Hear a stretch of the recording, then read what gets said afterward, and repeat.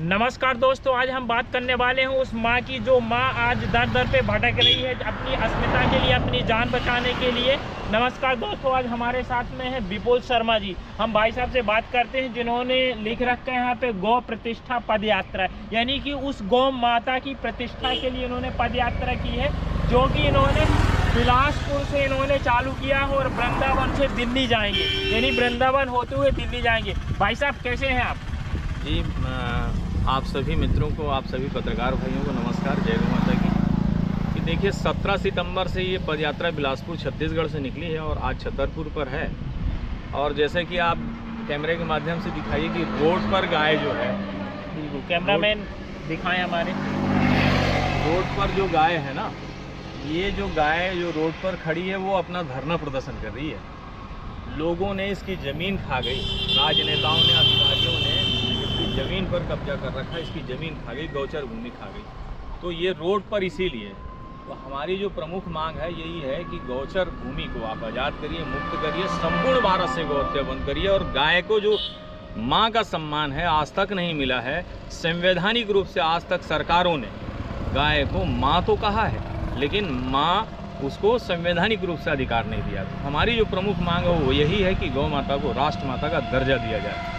इस हेतु 17 सितंबर को ये पदयात्रा बिलासपुर छत्तीसगढ़ से निकली है और 4 नवंबर को हम वृंदावन पर होंगे। और बिहारी जी से हम ये अरदास लगाने के लिए जा रहे हैं कि बिहारी जी कृपा करिए, या तो सुदर्शन चक्र निकाल करके उन अधर्मियों का नाश करिए, या तो सभी गौ माता की रक्षा का कार्य हो।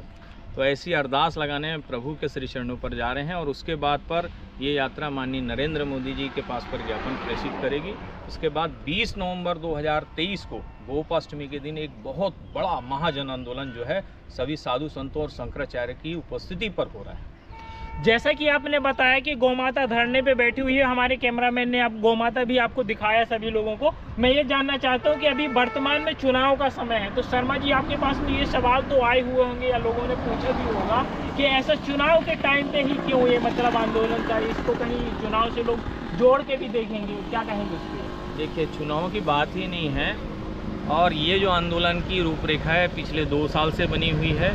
और लास्ट टाइम जब हम लोगों ने आंदोलन करना चाहा तो उस समय कोविड था। और अभी आंदोलन की रूपरेखा बनी है, तो इस पर चुनाव से कोई संबंध नहीं। और सारे राजनेता यदि जो गाय को माँ कहते हैं और माँ मानते हो, वो सादर आमंत्रित है इस आंदोलन पर, इस धरना प्रदर्शन पर। हम चाहते हैं कि आप सब मिलकर के गौ माता को राष्ट्र माता का सम्मान दिलाइए। बिल्कुल, बहुत अच्छी आपने बात करी कि आप जैसे कि गौ माता को राष्ट्र माता घोषित करवाना चाहते हैं, उसी में आप प्रयासरत हैं। और आपने बताया कि ये 17 सितंबर से आपने चालू किया है।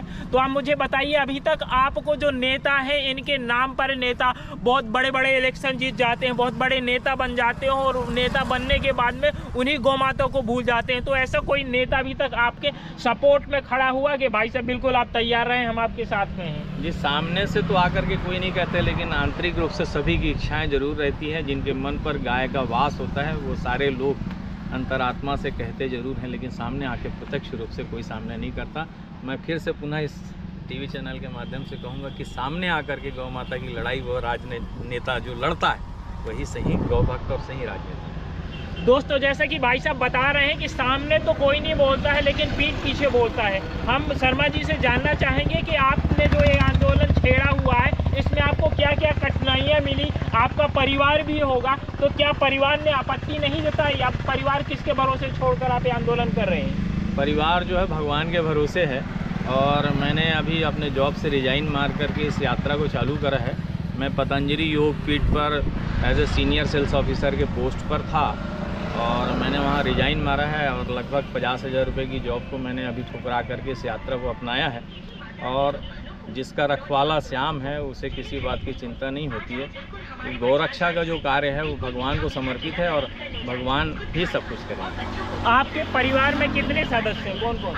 ये धर्मपत्नी है और 2 बालक हैं, एक बड़ा बालक 17 वर्ष का और एक 14 साल का। दोस्तों, जैसा कि इन्होंने भाई साहब ने बताया है कि इनकी पत्नी भी है और इनके 2 बच्चे भी हैं। और आप देख ही रहे होंगे कि आप परिवार को छोड़ना, इन्होंने 17 सितंबर से परिवार से अलग है। उनकी देख रेख कौन कर रहा होगा? तो इन्हीं गाय को बचाने के लिए आप देखते होंगे कि रोड में आजकल गाय भटकती फिर रही है, उनका कोई ध्यान नहीं दे रहा है। आप ये भी देखते होंगे कि जगह जगह पे गौशाला तो बनवाए हुए हैं, लेकिन उन गौशाला पे गाय नहीं है। तो भाई साहब आप क्या बताएंगे कि जो आपका 20 नवंबर को समापन हुआ, आपने आंदोलन बताया, तो कितनी मात्रा में लोग वहाँ पे पहुँचने की आशा है? करोड़ों की संख्या पर गौ सेवक गौ भक्त उपस्थित होंगे, पूरे साधु संत उपस्थित हुए हैं, सभी कथावाचक और महामंडलेश्वर अखाड़ा के सभी लोग उपस्थित हो रहे हैं। इतनी भारी संख्या पर गौ भक्त उपस्थित होंगे।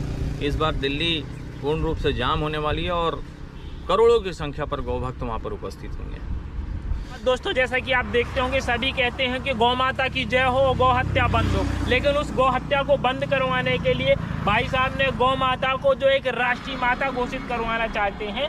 तो राष्ट्रीय माता घोषित होने पे भाई साहब क्या फायदा होगा, ये थोड़ा बता दीजिए। देखिए कि आज तक जो है हमारे यहाँ आज राष्ट्रपति है, राष्ट्रपिता है, राष्ट्र गायन है, राष्ट्रीय पक्षी है, राष्ट्रीय पशु है, राष्ट्रीय बाघ है, हमारे पास में सब राष्ट्रीय है, लेकिन जो राष्ट्र माता का जो दर्जा है वो खाली है। तो हम चाहते हैं कि राष्ट्र माता का दर्जा जो है वो गौ माता को दिया जाए। होगा ये कि आपने माँ तो कह दिया था, लेकिन आपने उसको जो है पशु मंत्रालय के अधीन रख रखा है, आपने पशु मान रखा है, और जब तक पशु आपने माना है तो पशु कटता रहेगा, और जिस दिन माँ का दर्जा मिलेगा तो वो नहीं कटेगी। दूसरी बात कि आप जैसे ही राष्ट्र माता का दर्जा देते हैं तो आपको गौ मंत्रालय बनाना पड़ेगा, आपको जो पशु पालन मंत्री बनाते हैं वो गौ मंत्री बनाना पड़ेगा, आपको उसके पूरे विभाग बनाने पड़ेंगे, आपको गौमूत्र और गोबर पर शोध करना पड़ेगा, आपको रासायनिक खाद बंद करना पड़ेगा, आपको अभ्यारण्य बनाना पड़ेगा, आपको गौ हॉस्पिटल खोलने पड़ेंगे, आपको एम्बुलेंस चलानी पड़ेगी। ऐसे नियमित रूप से जो कार्य होंगे गौ रक्षा के कार्य होंगे,